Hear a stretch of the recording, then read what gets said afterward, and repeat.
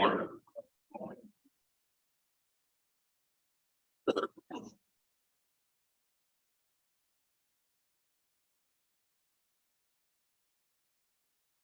Pepper Gray is still here. So I assume you guys gave Brother Finch a hard time last week. But he survived. It's great to see everybody here this morning. As usual, you guys have took the video in the world. Should to be here. I'm glad you're here. And so is God. You know, this is one of my favorite sermons, maybe because it's what I feel like I can relate to a lot. Hopefully you guys can as well. It's not all about lifting weights, but it kind of is about lifting weights. Just FYI. 2 years ago, Will Smith made this comment. Before he was slapping people out of the Oscars, he was trying to get his life into better shape. He said, "I'm in the worst shape of my life." And he meant the worst physical shape of his life. And he had gotten a little thicker, and he wasn't that action star body type that you might see in I Am Legend. He was getting older, and he was letting his body kind of go as his body was going to go. He wasn't so concerned about his image and staying in shape, and he just was what he was. And one day he realized that maybe he should work on that. He said, "I am in the worst shape of my life." So he partnered with YouTube, and they did this whole series documenting his daily workouts and all that he was doing to lose weight and to get back in shape. And it was a cool thing to follow because you don't get a lot of insight into a person like Will Smith's life other than what he's willing to share. But nonetheless, he knew that he was in the worst shape of his life. Maybe we can relate to this. Physically speaking, we can look at ourselves and we can see very clearly where we can work on certain things and what we may need to do and what we may need to change in our diet and so on and so forth. And we can say that I'm not in the best shape of my life right now. I can do better. Maybe we can see that. When it comes to spiritual things, it's a little bit more difficult. It's hard to see where our spiritual shape is at. Are we really fit? Are we spiritually lazy? Have we really been doing the work of the Lord? Or have we been sitting on the sidelines? Have we really been lifting those weights of the scriptures to give ourselves what we need to be in faith to God? Are we those who, like Will Smith, are in the worst shape of our lives spiritually? I want us this morning to consider 1 Timothy 4 and verse 8 and how this relates to our lives today in our physical shape, but more importantly, as we'll read later, our spiritual shape, and how that's going to cause us in the faith. He says in 1 Timothy 4 and verse 8, "For bodily exercise godliness is profitable for all things, having the promise of the life that now is, and of that which is to come." And we're going to talk about getting in shape, physical or spiritual. We're going to have to talk about exercise. I know it's not the beginning of the year or the end of the year, and that's making these New Year resolutions, but nonetheless, we're going to talk about exercise in the middle of the year. I'm sorry. Exercise. There's a few things that we need to exercise. First and foremost, exercise authority. If you plan on getting into the best shape of your life because you realize that your spiritual shape isn't exactly where it needs to be, then you're going to have to exercise. And one thing you need to exercise is authority. Let's go to Matthew. Matthew chapter 20. We'll read 25 and 28. In Matthew 20, you have the mother of the sons of Zebedee. They come to Jesus, or she comes to Jesus with her boys and says, "Can my boys sit on the left and the right side of you on your throne?" And Jesus is like, "Are you sure you want to do that? I'm not quite sure you understand what you're asking. Are you sure you can drink the cup that I have to drink and be baptized with the baptism that I have to be baptized with?" And the boys are like, "Yeah, we can do that." And Jesus is like, "You definitely are going to do that. You definitely want to be baptized, die in the same way that I died. You definitely want to have to drink the cup that I have to drink and suffer for my sake and the sake of the kingdom. But you don't really know what you're asking." So the other 10 hear them talking about this and they're upset. And then Jesus has this to say to them. In Matthew chapter 20, verse 25 and 28. But Jesus called them to himself and said, "You know that the rulers of the Gentiles lord it over them, and those who are great exercise authority over them. Yet it shall not be so among you. But whoever desires to become great among you, let him be your servant. And whoever desires to be first among you, let him be your slave. Just as the Son of Man did not come to be served, but to serve, and to give his life a ransom for many." Do you guys know the highest position of authority is actually the highest position of servanthood?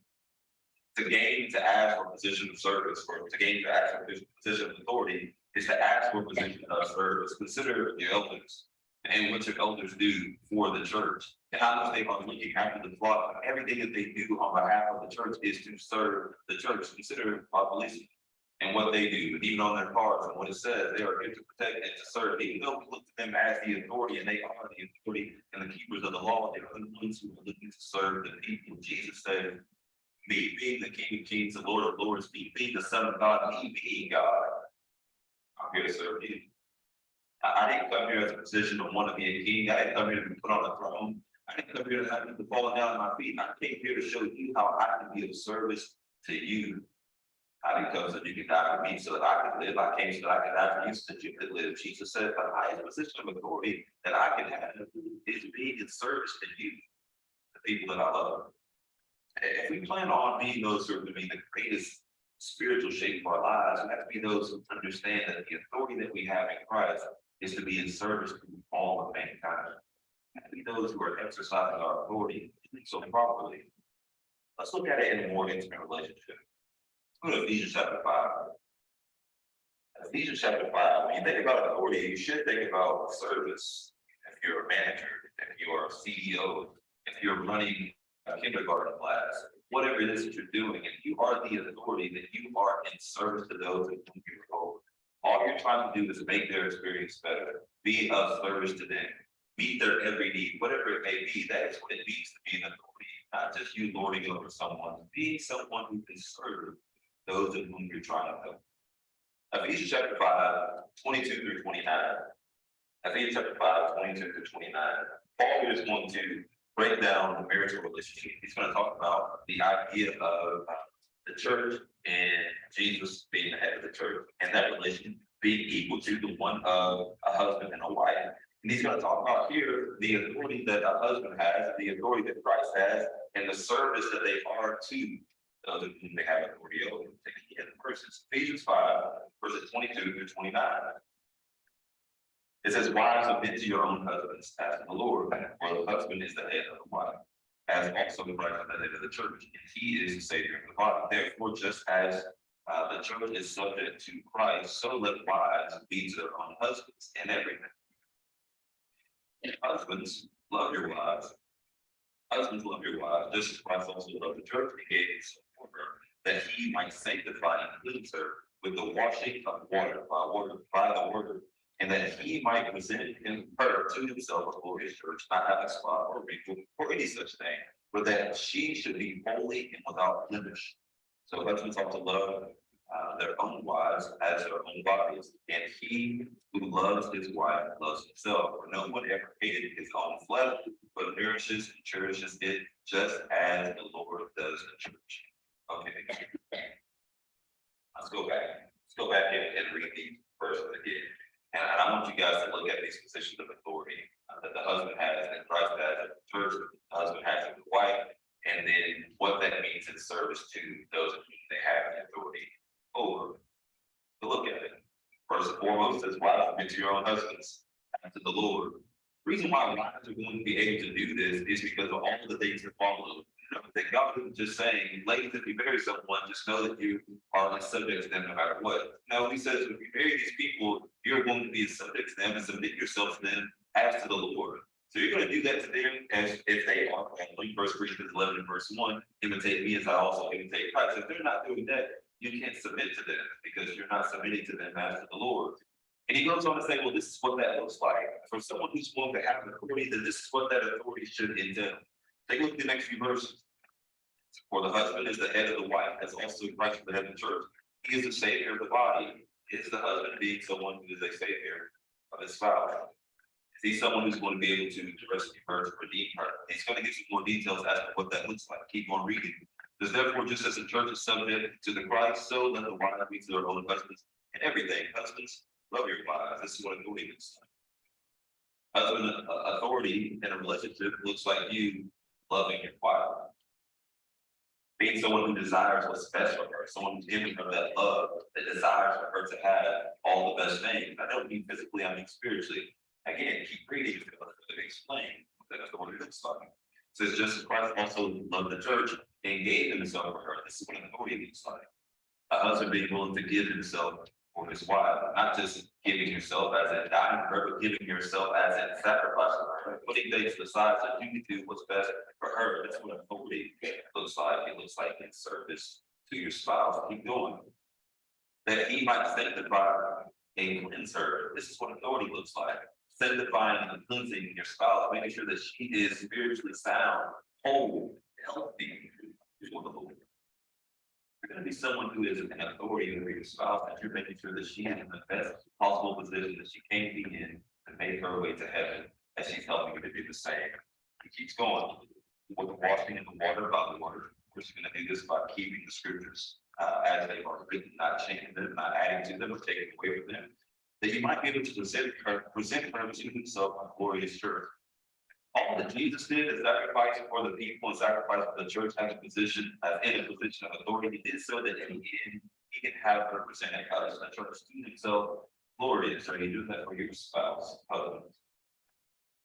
Are you serving her in such a way that you can present her to yourself a glorious person, someone who can stand before God and glorify him? He keeps going. This means they're not going to have spot or wrinkle. Might not be able to do much about the part. I don't know. Maybe. Any such thing. That she should be holy and without blemish. Husbands, are you helping your wives be holy without blemish? Those who are blameless, those who can stand before God without anyone being able to point a finger at them and say that they've done wrong. Are you helping them to be holy without blemish? That's what authority looks like. And so often that people want to talk about, I'm the head of this house, I make the decisions. If you are the head of the house and you are the authority, you are the one making these decisions, then you should be doing these things. You should be in service to your spouse. He keeps going. So husbands also love their own wives as their own bodies. If you're going to be someone who is in a position of authority and you would like to have in that position, you should want the same for your wife. That's what it looks like to be an authority too. You are in service to the ones in whom you're supposed to be over. You're going to be the one who loves his wife as himself. No one ever hated their own flesh, nourishes and cherishes it just as the Lord does the church. You can take this and apply it to any other relationship. Friendship, whether it be your relationship with the president, your relationship with your co-workers, with your teachers, whatever it may be. And if they are over you, then they should have a certain amount of service to you. If you are over them, then you should serve them in such a way, the same way in which Christ is speaking about how husbands should serve their wives. Sometimes we look at this in the sky and we can't see through it because we think authority means that we have to lord over someone or rule them. But what it means is that we should serve them. If you want to be someone who's spiritually fit, who's whipping your spiritual person into shape, you have to be someone who's exercising authority. You also have to be someone who's exercising self-control. You gotta learn to exercise self-control. Maybe this is the hardest part of physical fitness, is self-control. And in a couple of ways. One, but when I go into the gym, I have to really control myself in maybe the opposite way. Because whenever I was younger, I had coaches, and the coaches would always be honest about doing this and doing that. You do all your sets, did you run your whole mile? Did you do the best you could? They're always monitoring. Because when you go for yourself and it's just you make your own rules. And you know, I go in and I work out sometimes, and sometimes I just don't. I go and shoot around the gym and I'm up there for 2 hours and I've accomplished nothing. And I leave there not any better than when I came. But the self-control really shines when you get home. Because I go to the gym and I work out when I get home. There's that box of honey buns to pay for. In a few months, it'll be a Christmas tree case, and the self-control is out the window. But self-control, you have to exercise, and if you don't, then you'll never be in the shape that you want to be, and you will continue to be in the worst shape of your life, especially when it comes to spiritual things. We have a choice. 1 Corinthians 10 and verse 13. This has got to be the go-to verse when we talk about having a choice. We know that every person, when they're drawn away by their own desires and desires, this is when sin is going to be committed. James 1, verse 14 and 15. But we learn here, 1 Corinthians 10 and verse 13, that you have a choice. Just because you have the desire, just because you are being tempted, doesn't mean you have to give in to that. You have a choice. You get to choose to bear that thing and choose to go the opposite way, because God is going to provide that way of escape for you so that you can bear it. 1 Corinthians 10 and verse 13 says, practice some self-control. Just because you're tempted doesn't mean you have to sin. Every day you will be tempted, but every day you do not have to sin. First John 2 and verse 1, my little children, I write these things so that you may not sin. Yes, you have to be tempted. This is going to happen every day. No, you don't have to choose to give in to those temptations. Paul writes in 1 Corinthians 10 verse 13, no temptation has overtaken you except such as common to man. But God is faithful. God is trustworthy. That can also be translated. God is faithful, who will not allow you to be tempted beyond what you are able, but with the temptation will also make the way of escape that you may be able to bear it. You have a choice. You woke up this morning and you were met with a million choices. As soon as you open your eyes, you have to choose whether or not to lay there and sleep in or choose to get up. If you got up, you got to choose whether you wanted to go and brush your teeth and have everyone doing this. They talk to you this. You have to choose to make. You have to choose whether or not you want to make the Bible class and honestly get it for worship. We chose to get it for worship. We chose to stay here the whole time, or once I have communion, I'll just leave. Now you're sitting here in the pews, you get to choose whether or not to actually look through the scriptures to see whether or not what I'm saying is so, or tune me out and think about what you're having for lunch. You always have a choice. You have to practice exercise of self-control and make the right choices. Let's stay in 1 Corinthians and go back to chapter 7. 1 Corinthians chapter 7. In 1 Corinthians 7, Paul is going to address the issues that were had in Corinth as pertaining to the marital status, and some of those who were struggling with premarital relations and not wanting to Paul says, well, it's not a matter of you giving into your own hormones and giving into your physical feelings or else. It's either you're going to choose to do the right thing by way of marriage, or you're going to choose to abstain from these relations until you have gotten into this marriage. It's practicing self-control, it's exercising that. Take a look at 1 Corinthians 7, verse 8 and 9. 1 Corinthians 7, verse 8 and 9. And I want to make this comment too. I'll make this comment after you read it. Let's read it first. It says, but I say to you, but I say to the unmarried and to the widows, it is good for them if they remain even as I am, and if they do not exercise self-control, let them marry, for it is better to marry than to burn passion. I want to make this comment here, because maybe we misinterpret this, or maybe we misuse this, probably more than likely. I'm saying that if you can't abstain from premarital relations, then you should just marry on a whim, because that's all the marriage is. I'm simply saying that this is where those things belong. They belong within a marriage. And if you're wanting to have those things with someone, that means that you're wanting to marry that person. He said those two things go hand in hand. If you really aren't willing to marry this person, then your desire to have them in that way should not exist either. Paul says if you want to have these things, you cannot practice self-control, then you need to make the true decision and the right decision to win this person and be with them forevermore. Paul says it's better for you to make the right decision than it is to burn with passion. It says the way that we're going to do this is by exercising self-control. When you do this, you're going to experience growth. Just like in the gym, you can work on your diet and choose to eat the right things and choose to bring in the right foods in your life. You're going to experience growth. You're going to lose weight, you're going to gain muscle. It's always going to happen. The same as we said about us in the faith. Let's go to 2 Peter. 2 Peter chapter 1, verses 5 through 8. Peter talks about this. He says, if you want your faith to grow, there's certain things you have to choose to do. Certain things you have to add to that faith. It's not a matter of you saying, well, I want to be more faithful and I want to be more to God than someone who has been baptized. I want to be baptized and then grow in that faith. Well, God said there's certain things you have to do. Peter said in 2 Peter chapter 1, verses 5 through 8. But also for this very reason, given upon diligence, add to your faith virtue, to your virtue knowledge, to your knowledge, self-control, perseverance. To perseverance, godliness, to godliness, brotherly kindness, and to brotherly kindness, love. For if these things are yours and abound, you will be neither barren nor unfruitful in the knowledge of our Lord Jesus Christ. If you want to be in great spiritual shape, if you want to be someone who is spiritually fit, then you have to exercise authority. That is, you learning that God, of course, is the head of us, and Him being the head of us, He wants to be of service to us. And now us having the same authority that's been given to us by way of the word, do all things In the name of the Lord Jesus Christ, word of deed and word of deed. If you're going to have that authority and exercise it properly, then we're going to be a service to those who need the same thing we need: obedience, faith, mercy, grace. Then we're also going to be those who exercise self-control. That means that we're choosing to do the right thing, choosing not to engage in our temptations and commit those sins. We're choosing to add to our faith virtue. You need to exercise self-control. You have to exercise towards godliness. Let's go back to where we began. First Timothy chapter 4. We'll go to verse 7. Exercise towards godliness. Exercising your authority, that's like a big living place.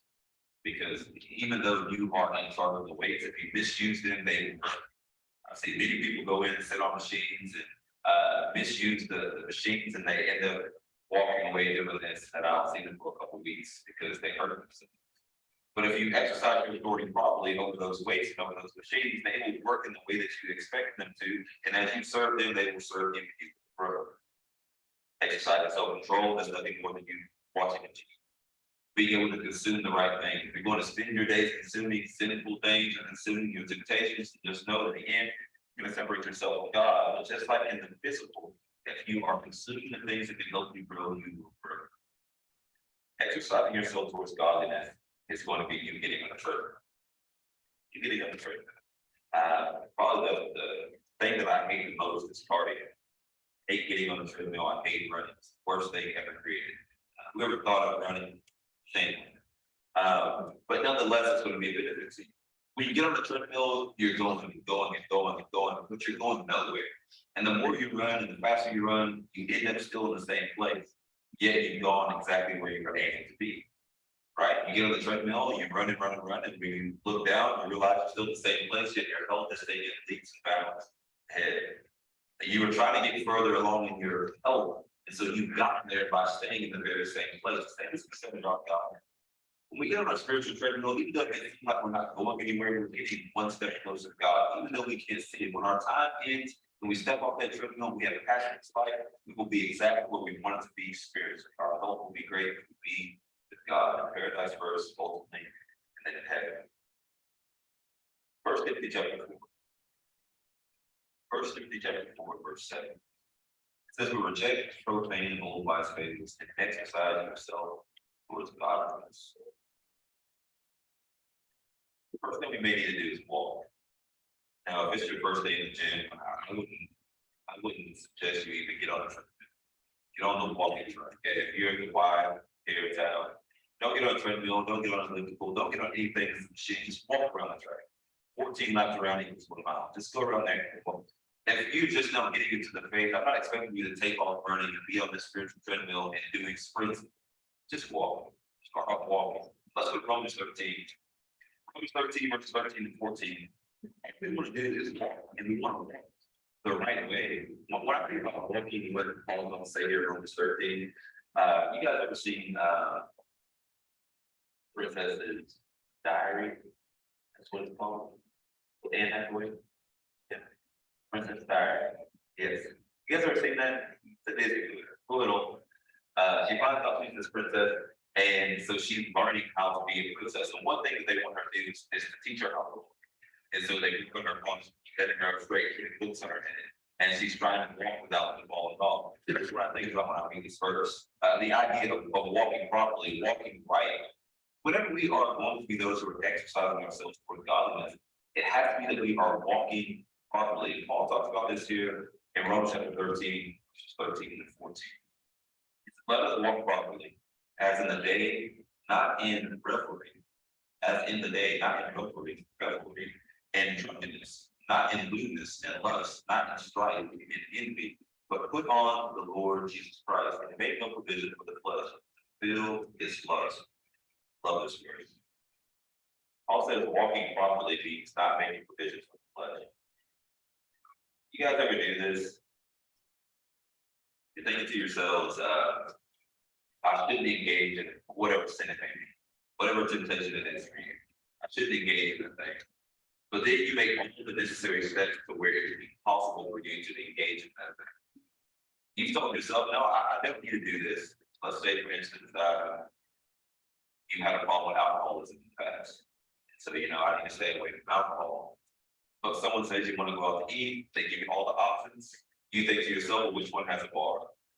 Well, let's go to that one. Even though you don't plan on drinking, you made it a provision for if you didn't want to drink, you could drink.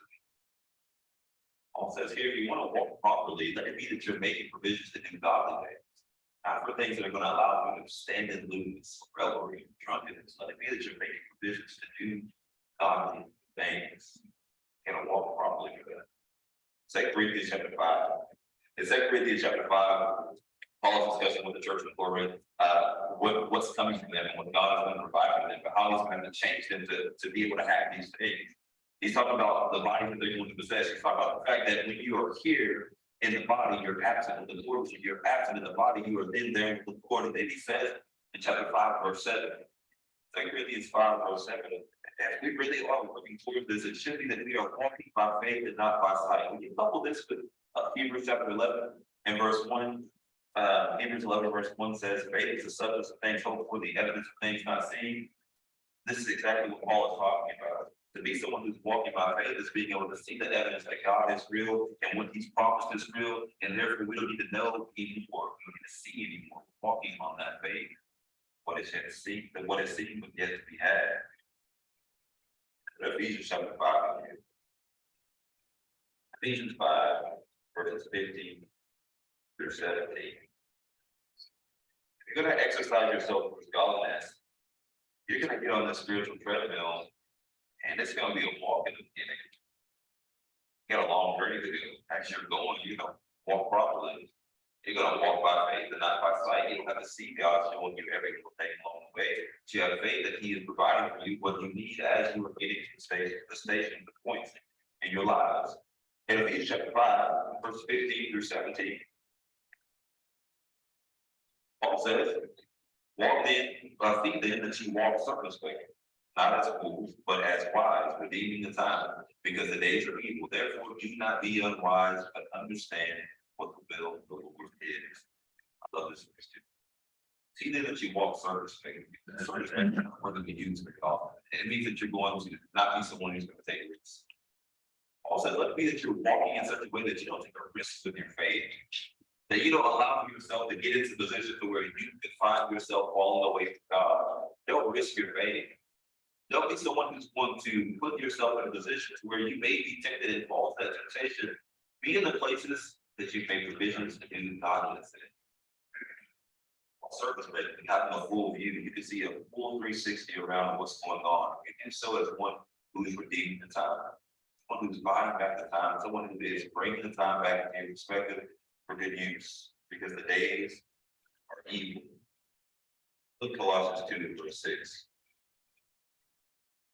Colossians 2 verse 6. We're going to be walking in muscle that you're doing so in Christ. As you therefore have received Christ Jesus the Lord, so walk in him. Stay in Colossians. Go to chapter 4 and verse 5. Colossians chapter 4 and verse 5. If you're someone who is walking properly, that means you're going to be walking by faith. If you're walking by faith, you're walking as someone who's not going to take any risk and losing that faith. If you're walking as someone who's not taking risk and losing that faith, then that means that you are walking in Christ. And if you're walking in Christ, you should be walking towards someone who does not know Christ. Colossians chapter 4 and verse 5 says, walk in wisdom towards those who are outside redeeming the time. If you want to walk circumspectly, if you want to redeem the time, knowing the days of evil, then you need to go and find someone who does not know the Lord and tell them all that you know. Exercise that authority. Exercise self-control. Exercise yourself towards godliness. Walk towards those who don't know about God. 1 John chapter 1, verses 6 and 7. Talking about walking, maybe this is the one that came to mind above all, verse 7 in particular. Look at 1 John chapter 2, verses 6 and 7. And we're going to be those who are exercising ourselves towards God. And if we do small things, we're going to be at a slow walk. Maybe we'll get a nice pace as time goes on, but we're going to start this walk. In 1 John chapter 1, verse 6 and 7, it says, if we say that we have fellowship in him, and we walk in darkness, we lie and do not practice the truth. But if we walk in the light as he is in the light, we have fellowship with one another. The blood of Jesus Christ, his son, cleanses us from all If you're going to exercise towards godliness, you're gonna start with the walking. If you're going to walk, it has to be that you're walking in God, walking in Christ, and walking in the light.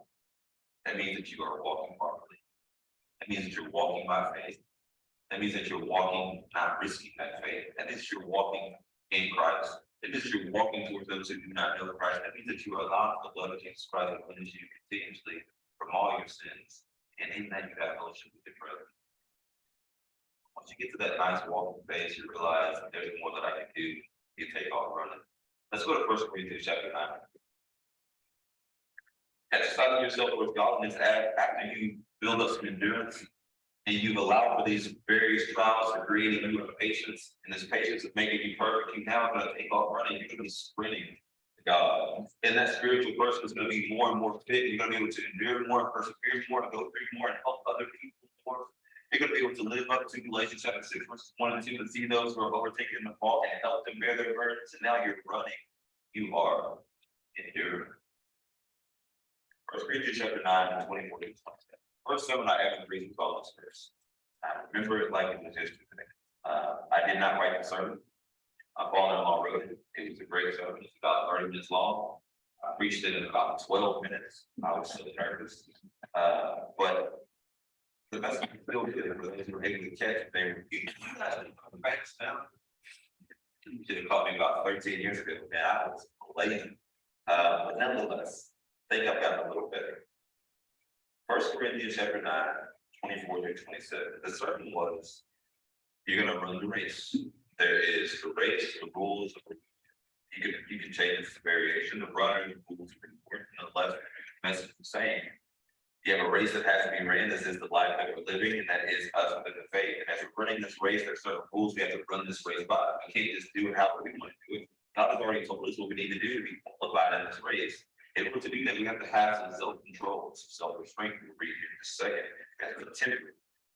And then if we do so properly, we run by the rules, we will receive a reward. That's the premise of this whole verse. And really the whole chapter in 1 Corinthians 9, verses 24 through 27. Take a look at the verse. It says, do you not know that those who run in a race all run, but one receives a prize? Run in such a way that you may obtain it. And everyone who competes for the prize is tempted in all things, knowing, now they that do it to obtain a perishable crown. Now they do it to obtain a perishable crown, but we for an imperishable crown. Therefore I run thus, not with uncertainty, thus I fight, not as one who beats the air, but I discipline my body and bring it into subjection, lest when I have preached to others, I myself should become disqualified. All that walking has gotten us to this point. All the way from which we're just talking about walking to get us to this point, to where we can run.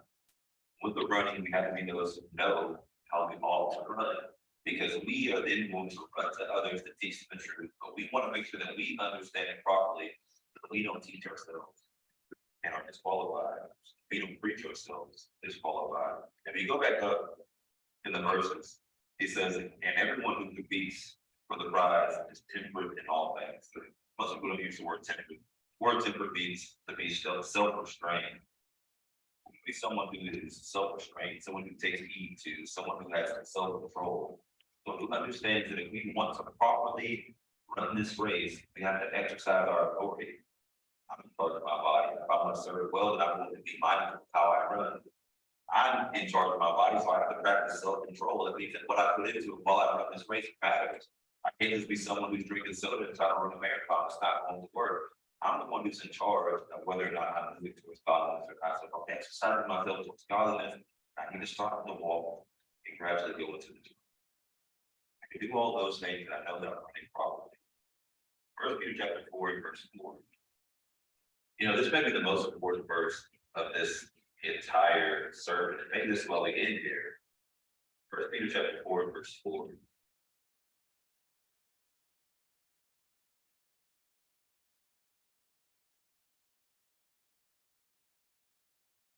When you go into the gym, people may look at you strange if you go in and you're working really hard and you're really doing your best and you're working up a good sweat. People might think it's odd because they may think, what are you training for? And why are you doing this? I just want to have better health. It's like you're a little bit over invested. People may see you at a certain side and say, well, you're doing all this and nothing, you're never going to lose any weight. People may see you being thin and say, why are you doing this? You don't need to be in here.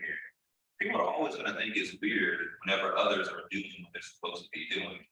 They may not understand it, but it does not mean it's not what you're supposed to be doing. When people see you living for God, they're going to question, why are you doing this? What you're doing right now with your faith and you giving God all this attention and following God and repeating His word and obeying those things, why are you doing that? God's not even real, it's just a fairy tale. Why would you need to do that? They're going to think it's odd, but that doesn't mean that you need to then go and run in the direction that they're running, because we know they're not running the right way. Peter talks about this in 1 Peter 4 and verse 4. He says, in regards to these things, that they think it's strange, that you do not run with them in the same flood of dissipation, speaking evil of you.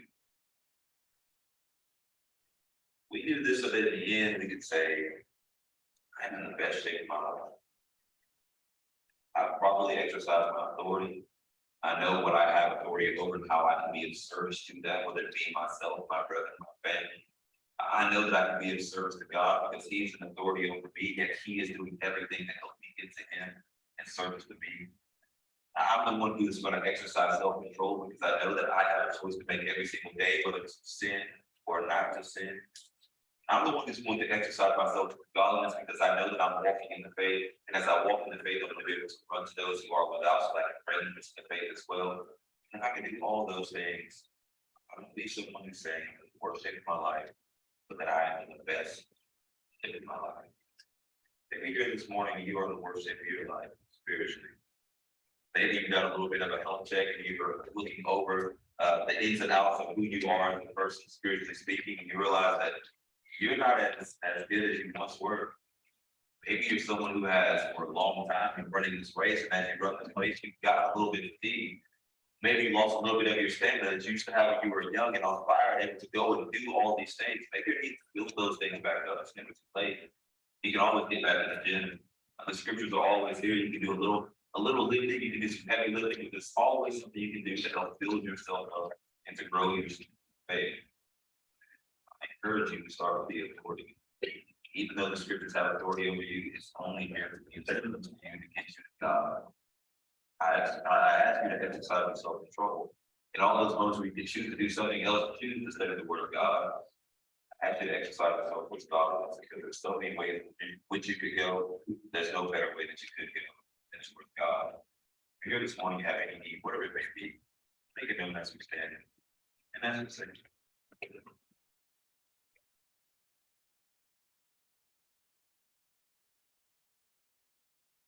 Oh, Lord, now down with summer, on life is the longer side.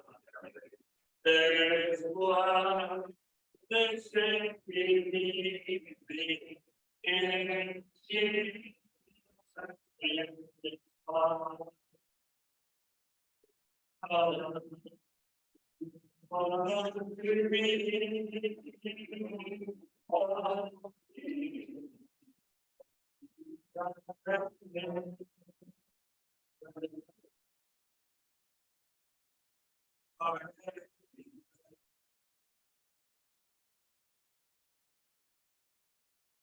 Gonna be breath.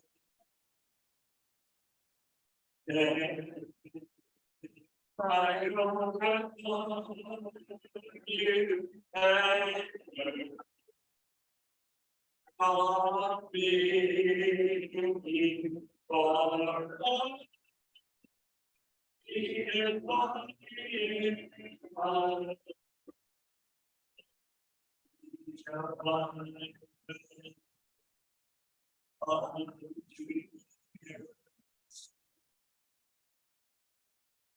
His peace is by the wind.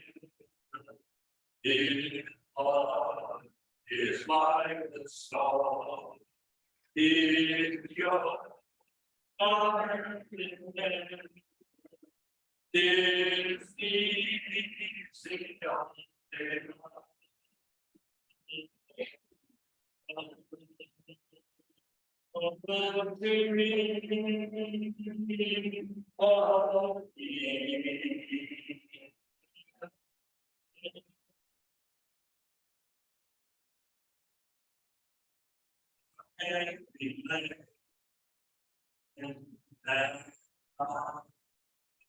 We'll give you praise. I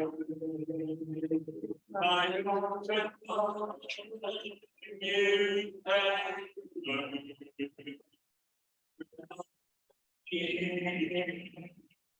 all our own, make me and all again.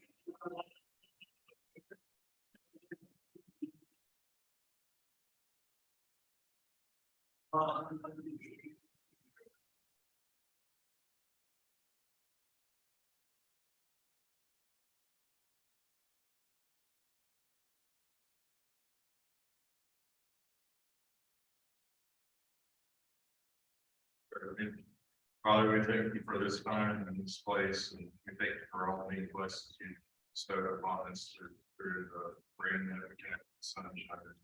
We thank you for those who have been sick and they're better now. We need to pray for those who are sick. Just be with us as we go out this week and carry this lesson. Good.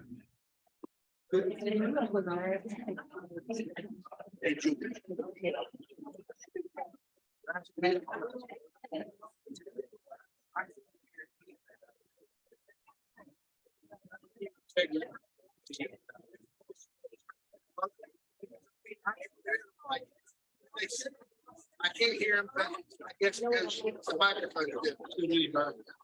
But when he was preaching last week, I couldn't understand a word he said. I couldn't hardly hear it out.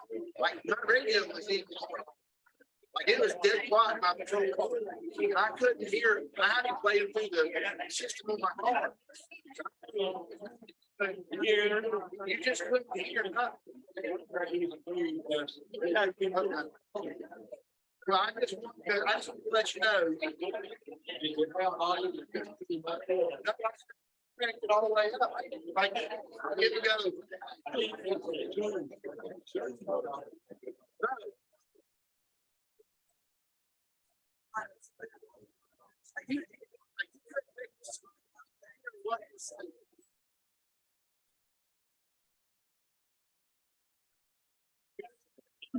In case somebody else had the same issue. Because, like, I go to a place I know where I'm gonna have perfect internet service, and I sit and I'm home. Now, if I gotta go take a call or something, I'll go. You can even have radio. Like there was nothing. It was dead quiet. I just want to give you a heads up. We know you have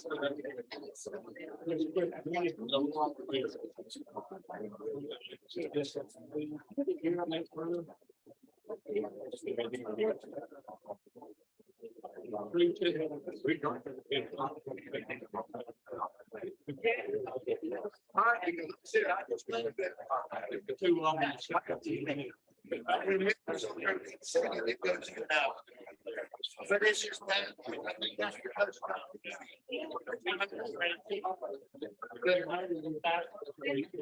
the first time the guy ever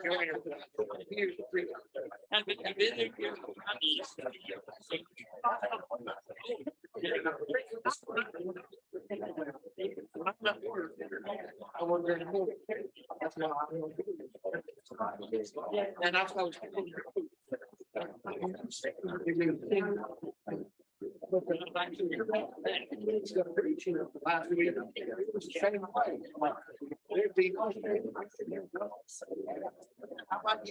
a word every and that's the first time the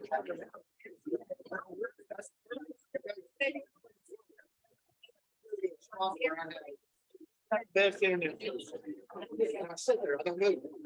The only reason I do is if I get a call from service where I gotta go. That's the first time they've ever been that. It's not been real good. Yeah.